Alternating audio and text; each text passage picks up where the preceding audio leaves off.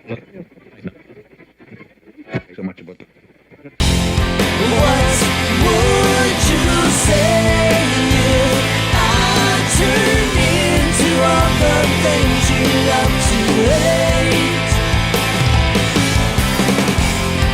And on my way comes crashing through the rotten beams and window panes. Oh man, we got ourselves a new Mortal Kombat movie, son. Everybody be kung fu fighting, yo. Hey everybody, welcome back.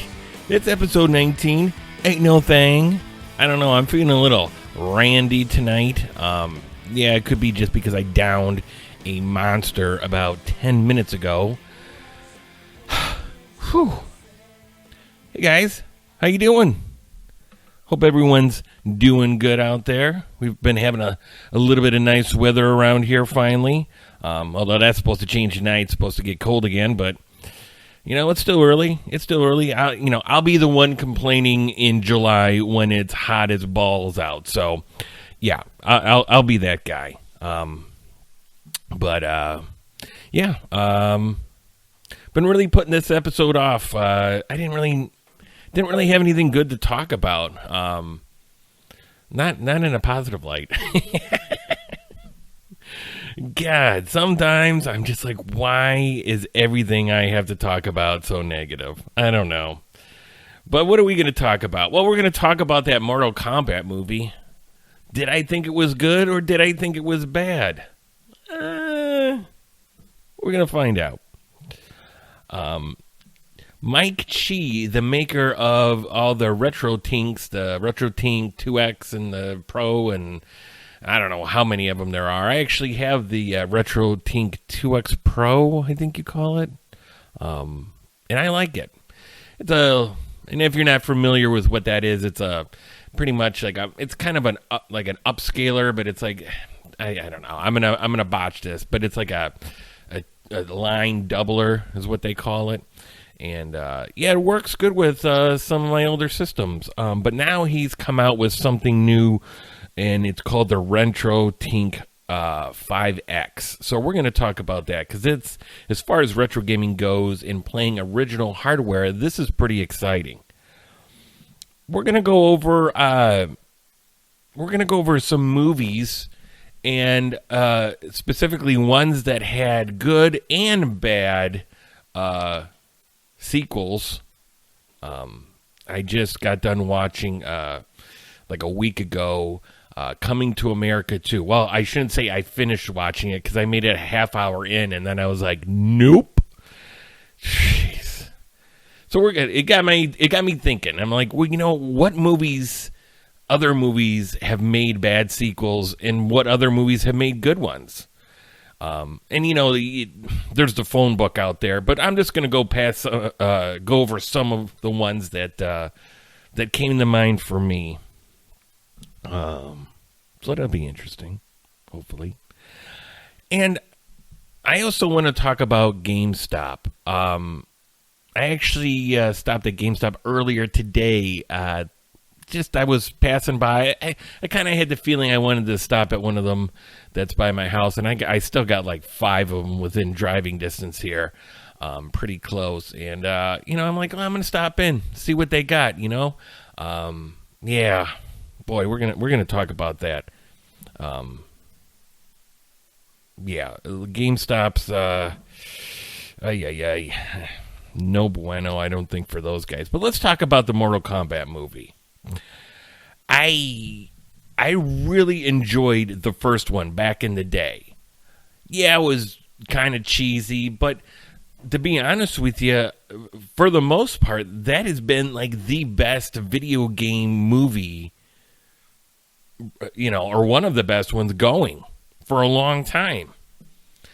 And I really liked it because it as cheesy as it was really good, I thought, for back then. I mean, it was before, you know, CGI took over everything. Now, there was CGI in it, and it was, you know, when you watch it, yes, some of those special effects don't hold up. But the feel of the game was definitely in the movie. And I really like that. Now, the one that came after that, not so much. So, and I had totally forgotten that they were making this new movie. I mean, in COVID, sometimes you just get lost in other things and you're not paying attention. But, and the one sweet thing is that when this came out, I got to see it right away on HBO Max.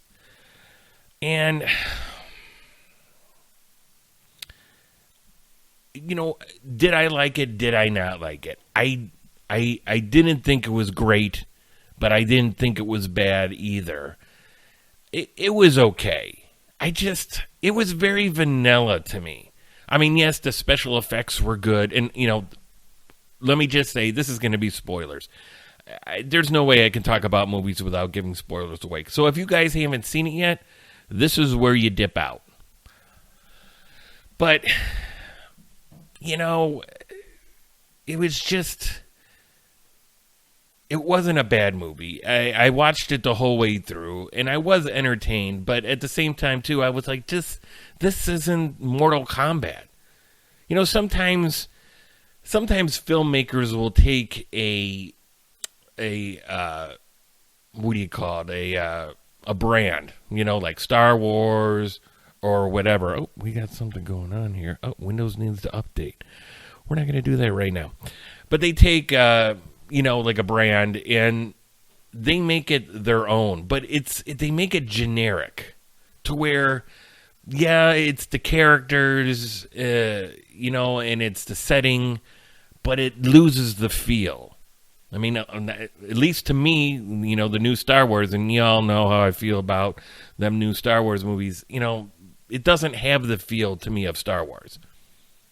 It can look like it, It may look like a duck and it may quack like a duck, but that doesn't necessarily mean it's a duck. And I don't know if that made any sense. That's like some Southern reference there, I guess. I don't know. Can't teach an old dog new tricks. And that's kind of how I felt with this Mortal Kombat movie. I mean, it looked like it. It sounded like it. But in the end, I was like, I really didn't get invested in it at any point. And that's what I kept waiting for this whole time. I mean, you can make it look like it, and it just felt like window dressing with better special effects. Now, first of all, one of the things that I thought was really weird is that the main character was a new character. It wasn't even one from the games. And it was this guy, the main character is Cole Young.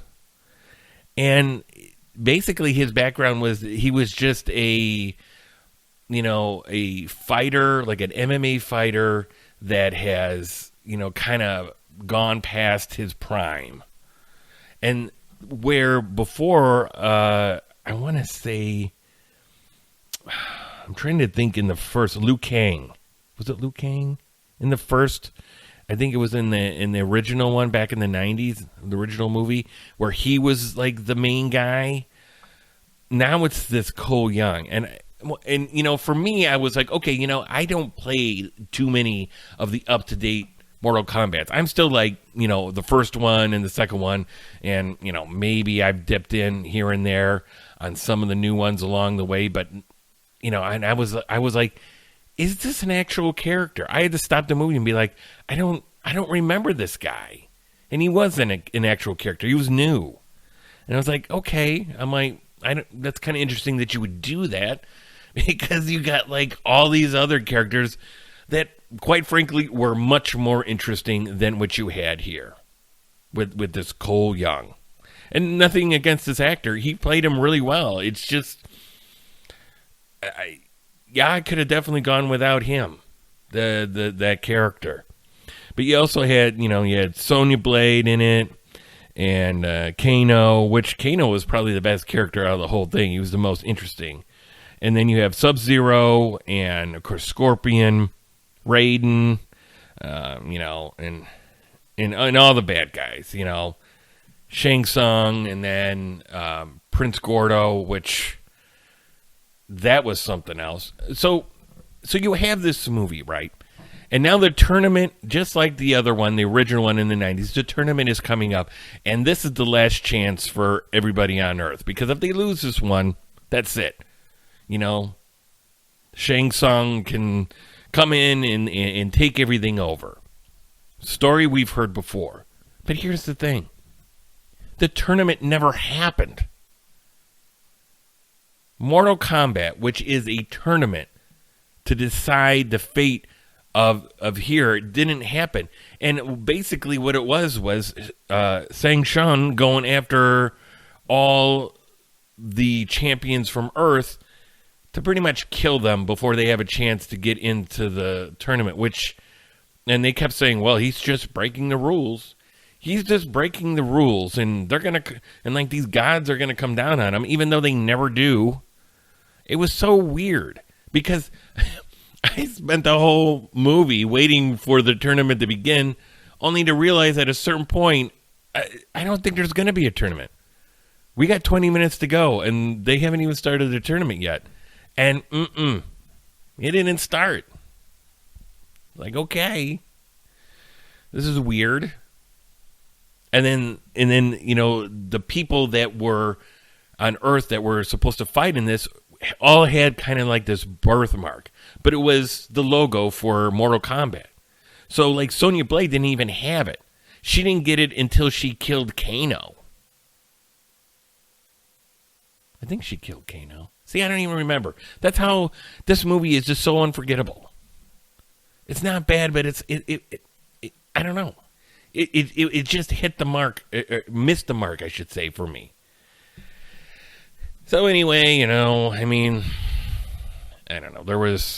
So they all kind of fight at the end, and they got to like find her inner chi or something to get these special powers, and then at the end they're just kind of like, you know, they stop, you know, Shang Tsung from killing everybody, and then kind of send him off, and that's the end of the movie.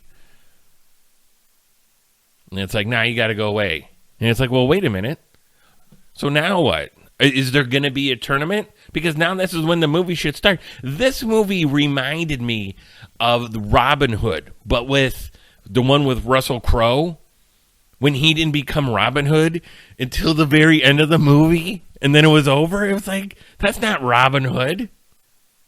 I want to see what happens from the end of the movie going forward. That's the movie I came to pay for. I don't know what you guys showed me, but it definitely wasn't Robin Hood. That was this movie. Okay? Where like, okay, now we stopped the bad guy from like ruining everything, and now we need to have this tournament. Sorry, the movie's over. I'm like, no, I want to see the movie from this point at the end. Right as you roll credits, now is when the movie should start. And get rid of this Cole Young guy. I don't know who he is, but I don't care. Because I've known him for like an hour and a half. That's the stuff I didn't care for. But, well, and then other than the fact that too, Prince Gordo, who was, you know, the bad guy, one of the main bad guys in this, yeah, he gets killed pretty easily, pretty fast. I was just like, no, wait a minute, this guy can't really be dead. I mean, he's like one of the main guys, one of the main bad guys. No, he's dead. And it's over. I'm like, that is so weak. But, you know, there was some good spots to it. And the good spot was that they gave Sub-Zero and Scorpion some backstory, which was really interesting. And that was really good. And I believe like Sub-Zero's real name was something like Bai Han. And then I think Scorpion's name was Hanzo Hot. I don't know. I'm not even. I don't know. But anyway, they were kind of, I guess, rivals. One was Chinese, and Scorpion was Japanese. But this is before they were both Scorpion or Sub-Zero, and Sub-Zero was kind of the bad guy, and they actually made Scorpion a good guy in this. And his family ended up getting killed by assassins that were brought in with Sub-Zero. Because the Scorpion was like one of the top ninjas back in the day, I guess. And then, of course, his family gets killed, and then he ends up getting killed by Sub-Zero. And so the whole thing, based off of that backstory, is that there is a legend saying that, the descendant of Hanzo, that bloodline is going to be the one that's foretold to win the tournament and keep Shang Tsung at bay, pretty much. And of course, who do you think that person is but this new guy, Cole Young? And Scorpion does come back from the dead. He comes back from hell, and he has it out with, his rival, Sub-Zero, and beats him. And that was cool. There was so much stuff that was right in this movie. Raiden was there, and Raiden was okay. But that was it. It was like he was there, and he was kind of there in an interesting way, but not really. And if you're going, I don't understand what this means, because you're really back and forth. Right. Because this whole movie, you're back and forth. You're kind of like, well, that's cool, but I wish they were doing this. That was the whole time. And then you get to the end of the movie and you realize, well, that's what you've been doing all the way to the end. And that's not a good movie. That's not me enjoying the movie. It's me just wishing it was better. So, I don't know. I mean, it definitely, I won't say that it's not worth a watch, because, that's just my opinion. It's definitely worth a watch. Even with what I said, it's worth a watch. Would I pay money to go to the movies and see it? No. But if you can get it for free on HBO Max, yeah, I'd totally look into it. And anyway, I'll wait for the second one. It'd be Mortal Kombat. The tournament finally starts. Part 2. Okay. So, this in all actuality, for the most part, is a gaming channel, is a gaming podcast, and more than not is a retro gaming channel, I guess. And one of the biggest problems that gamers and game collectors have nowadays is hooking your old systems up to modern TVs and having them, one, look decent, and two, not have a whole bunch of lag. Because, and then we've covered this before, older systems were designed with a different technology in mind. They were designed to be played on CRT TVs, on tube TVs. And when you made all these new flat panels, these plasmas and these LEDs, they are not meant to be played on TVs like that. They can be played, but the picture's not going to look that good, because the upscalers that these TVs come with aren't necessarily made for these gaming consoles. They weren't made, with them in mind, with older systems. So it has been kind of the journey of trying to find out ways to play these new systems, or these old systems rather, on these newer TVs. And, you can have your systems modded, which, can be expensive, and trying to find somebody that knows what they're doing is can be a challenge. Or you could buy cords that, have varying degrees of success as far as what kind of picture and sound and lag it introduces while you're playing. That's a big thing.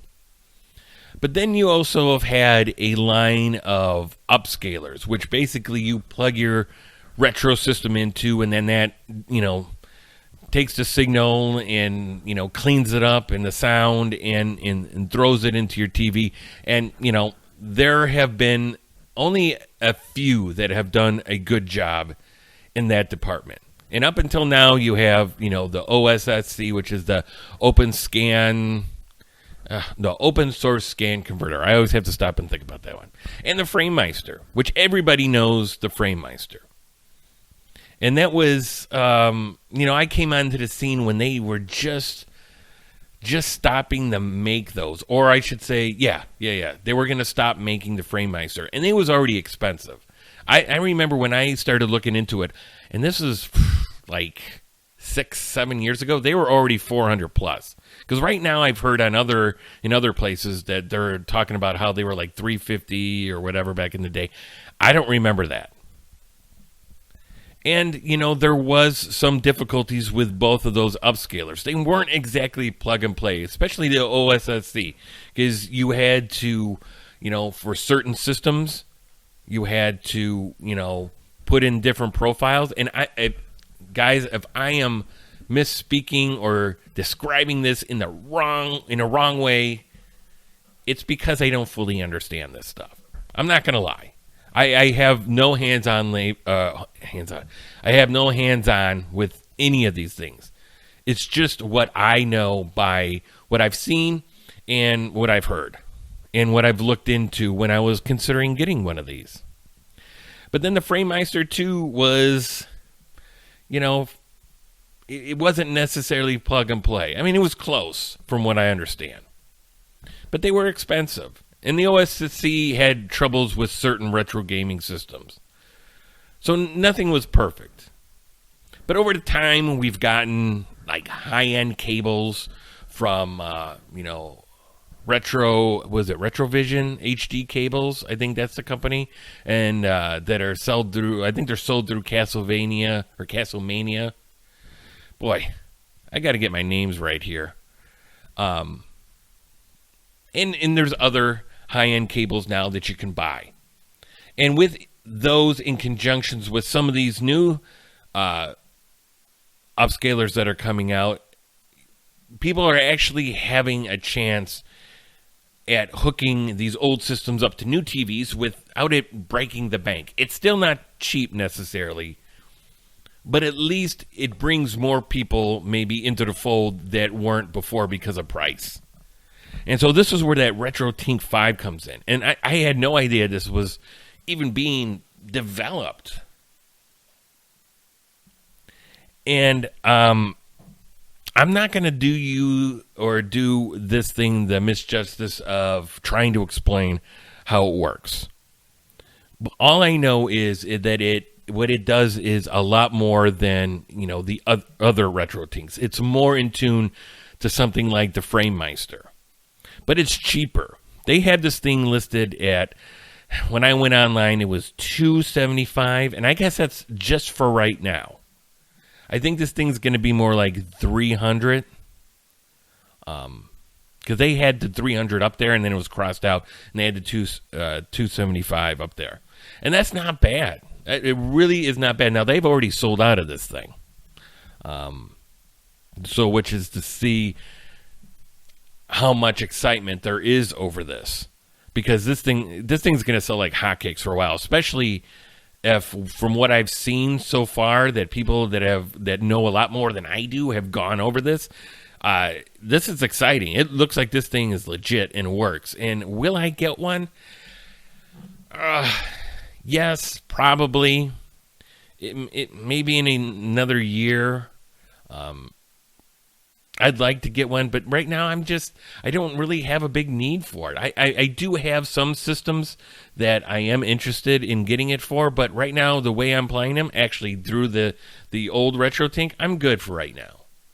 I mean, I'm always looking to upgrade, but, this is just something that going forward for a lot of people is very exciting. And from what I understand, Mike Chi, who is the guy who makes this and developed it, wanted the price to be more.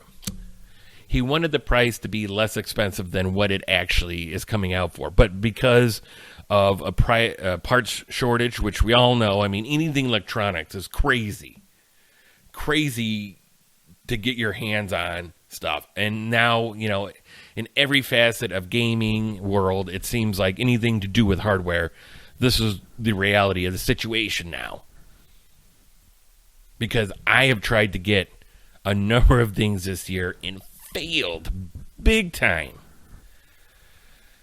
Okay, maybe that was a little bit overdramatic there, but I'll be honest with you, the one of the few things I have gotten, and I just got it a couple days ago, was my At Games Legends pinball machine, which I can't believe actually showed up. I was kept waiting for we're going to push this back until October. Polymega. Actually, no, that wouldn't be Polymega, because Polymega just doesn't say anything. They're just like, hey, we're going to release it on this day, and then it doesn't come out, and they're just like, crickets.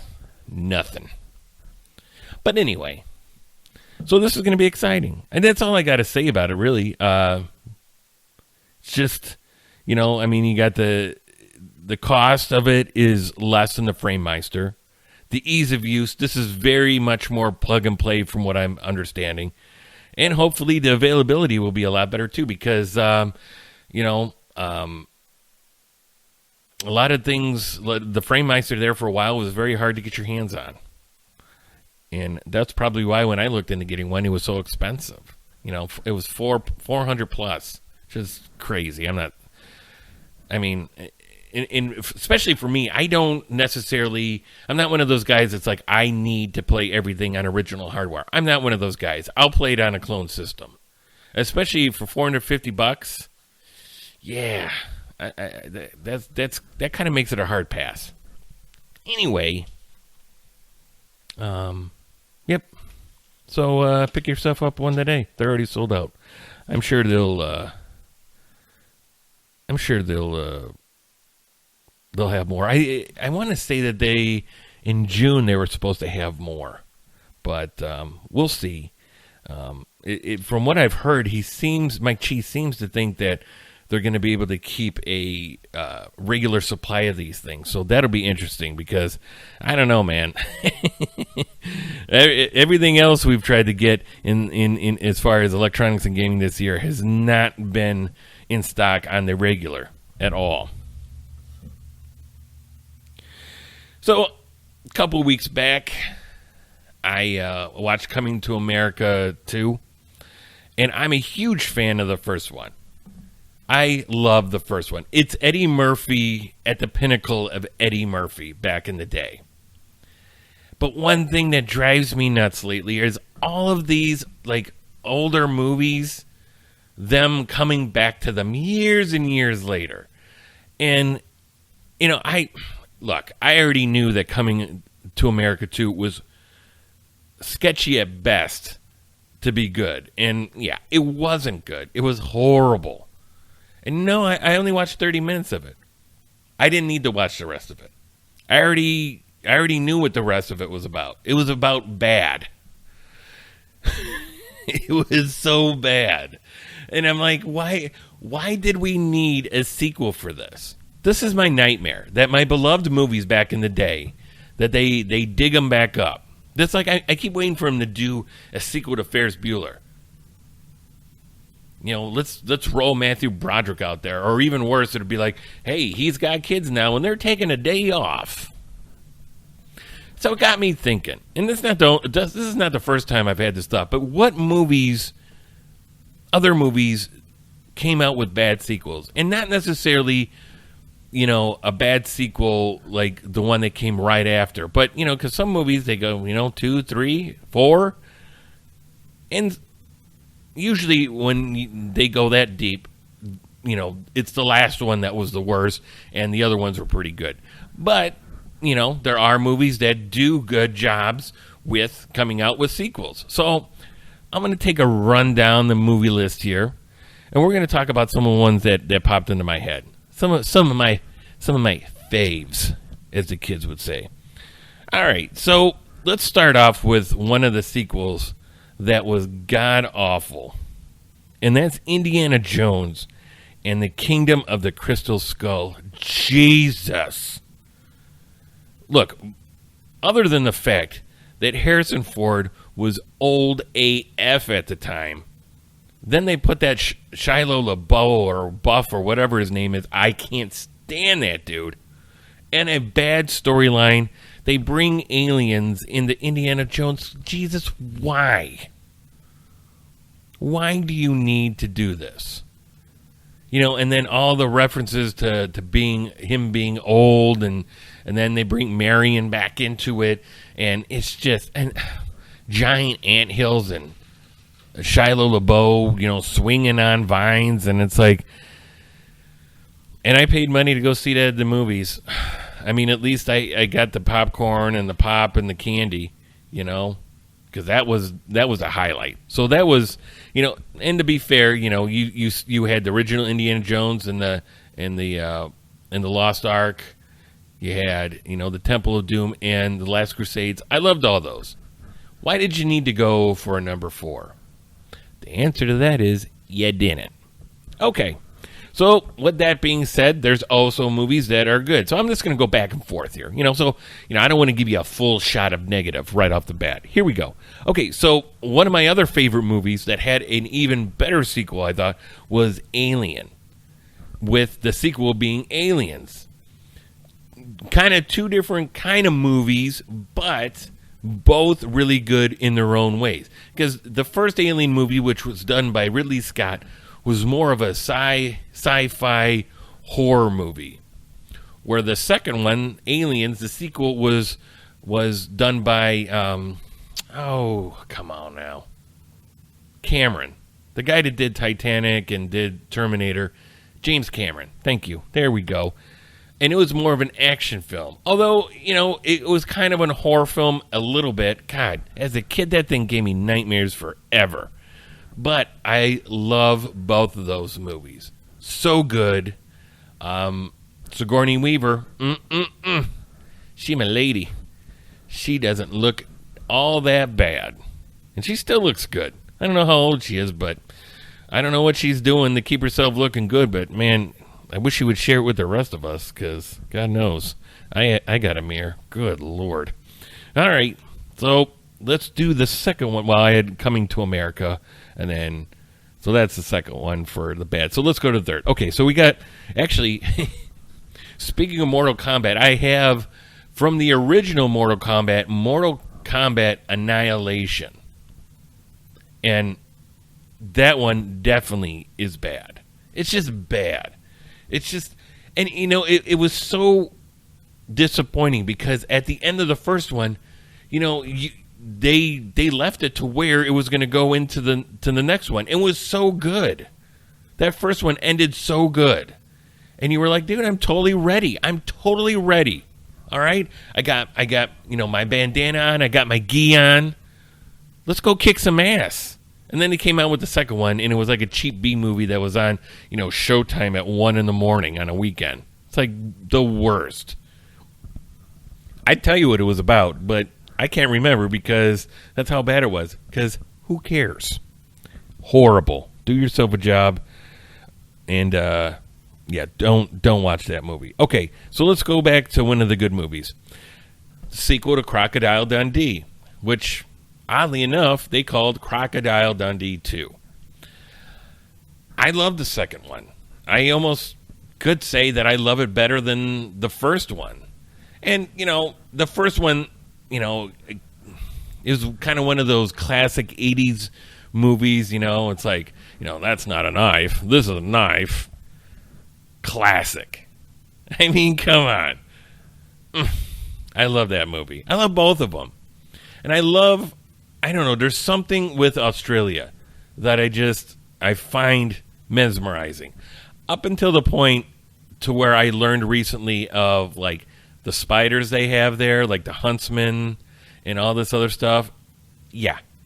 It's not so mesmerizing either. Like, I used to be like, oh, man, you got to be careful down there because of the crocodiles, mate.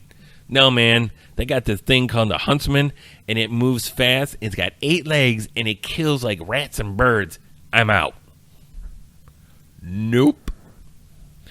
But the second one was good because, you know, the whole thing with, you know, the drug dealers, the drug kingpin, trying to get these pictures that were sent to her from her ex-husband, and he goes and gets her, and then they go hide out in Australia, and then he picks off all the drug dealers one by one when they come after him in the outback. I love that movie. It's such a great movie. It was a shame that they actually had to put. I think they made a third one where he was in L.A. with her. God, I don't know that I've ever really seen that all the way through, and I could have definitely put that on the list for one of the bad sequels. But yeah, whatever. I mean, sometimes you just gotta stop while you're ahead, ladies. Okay, and gentlemen. Let's do another good one, because there's this next franchise is on both lists. So the next one on the good list is Rambo First Blood, which was the first movie, and then you went straight into Rambo First Blood Part 2. And this is where he's in the jungle and he gets caught by the Russians trying to get the POWs out. Let me tell you something, okay? There are two movies that came out of the 80s that were the most badass movies ever to be made on the face of this earth, even to today, okay? Number one is Predator with Arnold Schwarzenegger, and number two is Rambo First Blood Part 2 with Sylvester Stallone. These movies are the most badass movies ever. And the only thing they did was take this character who actually had some depth to him in the first one against Brian Dennehy and stuck him in first of all, he got more ripped, because I guess in jail when you're like jackhammering rocks, you just get ripped, especially when you're Stallone. And they just dropped him in the jungle and had him sweat a lot and just have no shirt. That's what I got to do. Maybe that's why I haven't been in any action movies lately. I just got to walk around with my shirt off. Maybe that'll get me the casting I need. You know what I mean? Yeah, probably not. Anyway, yeah. I mean, there's nothing to this movie. He just goes in and kicks ass. He gets dicked over by, his own people who leave him there. And so now he's like, well, I'm going to come kick your ass, but before I come find you, I got to go through all these, Vietnamese and, Russian communist people. I'm going to kick their ass first, and then I'm going to steal one of their helicopters, and I'm going to come find you. And in the most Cro-Magnon kind of way. And then we tend to forget, because Stallone in recent years has become kind of a caricature, did I say that right? I don't know, of himself. He's just a cartoon. And this leads into the next bad sequels, but it's the last two Rambos that they made. It should be called Rambo Old as Hell. And then the last one should be called Rambo Old as Hell Part 2, because Jesus, you are old. Give it up. And I know some people that like that first new Rambo that I don't even know the names of them because I don't care. But you're taking a beloved movie and in franchise and just yeah, I get it. He's ripped, but dude, how do you think like a 70-year-old guy gets that ripped? It ain't because he's got a Bowflex. It's because he's shooting stuff up into his veins, man. Come on now. And his hair's all jet black as all hell. It's like, dude, what guy at 70 years old or 60 or whatever has jet black hair who's not coloring their hair? I'm sorry. The answer is nobody. I don't know. It just the whole time I'm watching these movies, especially this last one, which I don't even think I made it all the way through. But I'm thinking he's so old. He's so old. I'm like, why are you still doing movies like this? And he did The Expendables, and they made two movies out of that. And he's old in that too, and you know it. But what that is very tongue-in-cheek, those movies. It's like we're going to make these over-the-top movies with all these action star heroes, and you really can't take it seriously because it is what it is. You're not expecting too much out of it, And so if you don't get that much out of it, no big deal. I will say the only thing that made me kind of cry over the Expendables is, God, it would have been nice if you guys could have done this like 15 or 20 years ago. Gotten all these guys together when they were in their prime. Or, close to it. I don't know. It's a young kid's dream. All I want is Schwarzenegger and Stallone to be in a movie together before they're old AF.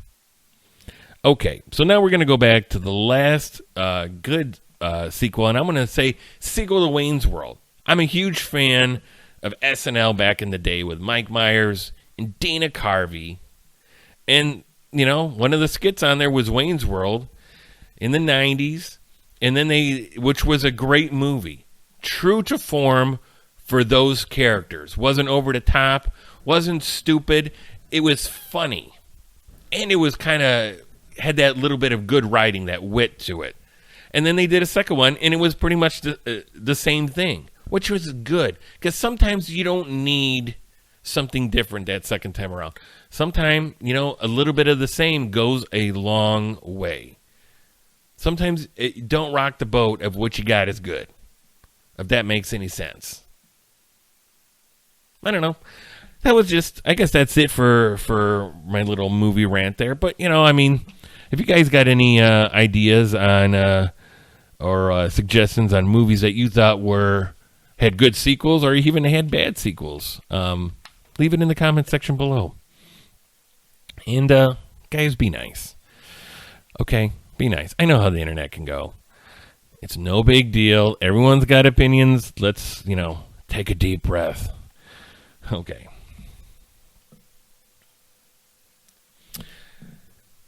So I don't go to GameStop all that often. And every once in a while, I'm like, you know what? I'll be passing by. I'm like, I'm going to stop by and see what they got going on. And, look, GameStop has been getting bad press forever. And a lot of it is deserved. And some of it, I think it's like, people need to just relax a little bit. People look, I get like that sometimes too. But, sometimes, you don't need to do a drop kick from the top ropes. You know what I'm saying? On these guys, And so I was like, I haven't been in there for a while. Let me see. Because I used to like stopping in there. But over the years, it's been less and less for different reasons. But so I stopped in one of the stores by me today. And God, it unfortunately it took me like a whole 2 minutes to realize there wasn't anything in there for me. Or rather there wasn't any reason for me to be there. Because everything on their shelves I can get for either a better price online or the exact same price, and I don't know why I had to be there. And it's kind of sad. It's just, and this is for me. Maybe it's different for other people, but it just doesn't feel like GameStop has anything to offer me anymore. And I like going to resale shops. But GameStop doesn't really do too much, used games anymore. And I know they stopped selling or taking in like PS3 and Xbox 360 this past year, but really what they need to be doing is expanding it all. And I know they tried doing that with that retro thing, but each store should be running their own, hey, we'll take PS2. We'll take anything. We'll take almost anything as long as it isn't in horrible shape. Because that's what they got to do. Because what they're doing right now, they're only biding time before, at the very least, they become an online store. There was no I was in there for like 10 minutes. Even after the 2 minutes, I realized that they had nothing to offer me. I really wanted them to have something there that interests me. And you could just tell. And there were people in there. There was people in there, but it just really, in my head, I drove away and I was just thinking to myself, I don't know that I'll ever go back. Because sometimes I'd go in there to see, like, what kind of used machines they have there. And, thanks to COVID, used machines are nowhere to be found. For like PlayStation 4s or Xbox One. Yeah. No, you're not going to find anything anywhere. I mean, you can't even find them online, at least for a decent price.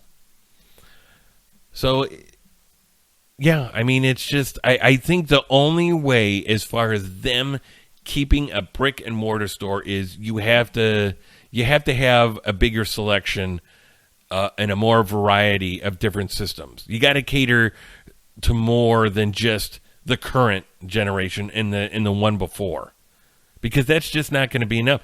And especially with the way gaming is now, it's all digital. Let's not kid ourselves. And I was looking at this the other day. A lot of these discs that we get now, the whole game's not on them. Nowhere close. All you're doing is popping the disc in and downloading the game. And they'll say, well, this one lets you, do the physical media. Not really. Only thing you're doing is popping in a disc that doesn't have the game on it necessarily. So where does that leave a store that's supposed to be selling physical media? Well, where it leaves it is out of business. I hate to say that, guys. I really do. But there are stores around here, and I think you've heard me talk about it before on the podcast. We have these places called Disc Replay, and they sell all systems, and not all the Disc Replays are the same. They're owned by different people, but you do get a wide selection of systems and games and memorabilia in there, as far as like, signage and, and then of course they got the, the CDs and the DVDs and the Blu-rays and the records, and they offer services, as far as like, resurfacing your discs and stuff like that. And, I don't know what, kind of money those places make, but they seem to be doing well.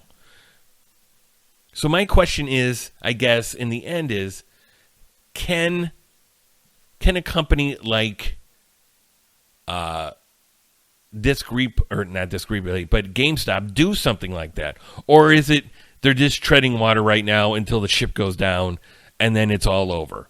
And then all you're going to have left are these mom and pop shops that do stuff like this. Because a lot of people already say that these mom and pop shops, they're on a time clock too. Which they might be, but that is very much further down the road, I think. I hope so, because I love going into that place. But GameStop, I mean, I walked around there. I'm like, show me any of this stuff that I can get for the same price or less on Amazon or eBay, and that's shipped to my house. And I wish I could say, well, yeah, but, if you go in there, it's kind of cool to kind of be able to talk to the people or to kind of, browse and see what they got. Not so much. Because I don't know about you, but, even when it was Funkoland and then it became GameStop in my area, I didn't care for the people that worked there most of the time. Actually, most of the time, the people that worked behind the counter there were kind of a-holes a little bit. And they're trying to sell you shit that you don't need, memberships to this and that. Man, I just want this game. Can we just talk about, how excited I am that, whatever's coming out this year? Oh, yeah, that's cool. You want to get a pre-order for that? And then why don't you sign up for this? Then you get 30% off, and it's only $15 a month. I was like, dude, no. I don't want to do that. And I don't want the extended warranty. It's a game. Where am I taking this thing? It's going to be in my living room for the next 15 years or whatever. So, yeah, man, that should be taken out of water, son. Yeah. And the fact that they haven't gone out of business already is pretty surprising to me, especially with everything that's gone on this year with their stocks. You got to feel like this is it. Like, if they make it out of 2021, I'll be shocked. Because I just don't see them making that much money. Now, I don't think they're going to go away 100%, but I could definitely see them getting rid of all their stores and just going online. But what I'd really like them to do is, okay, get rid of half your stores because, like I said, I got like 4 or 5 of these things within driving distance here. And that's with them closing some. Okay, maybe it's not 4 or 5. Maybe it's like 3 now. But it was like 5. But maybe if you like take away half of them and then, kind of let them, like let people franchise these out. Like let owners, people get ownership of their own store. And then they can do stuff like, do like vinyl and do, retro stuff. Like you come in and we'll buy this stuff from me. Yeah, I know that's easy for me to say. And the reality of it is it's difficult to get that inventory to start doing that. But if you don't, that's the only other way you can do it. That's the only other way that I think GameStop keeps their brick and mortar stores. And even that kind of be iffy.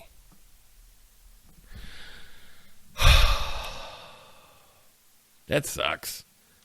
I'm really going to miss going into stores and buying games. But, I say this, and most of the games I bought this year have been online. Well, that's partly because of COVID, but let's not kid ourselves. I was doing that well before. But I do like going into the disc replays. I love going, and I don't know, maybe this is just my generation. I'm 43 now, but there's nothing better than going through and looking at the games on the wall, thumbing through the DVDs or the vinyl, and nothing like, you got the workers that have been there forever and you're talking to them and you're like, hey, do you got this movie? And you're like, no, but have you tried this one? I'm like, no, I haven't. Is it pretty good? It's like, yeah, we got it. I'm like, nice. Let me try that out.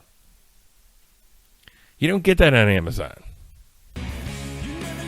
All right, guys. That's where we're gonna put a fork in it right there. Yeah, we talked about some shitty movies. Mortal Kombat, yeah, go check it out. Why not? Could be worse. I wouldn't be surprised if they make a sequel out of it. I just can't wait for that second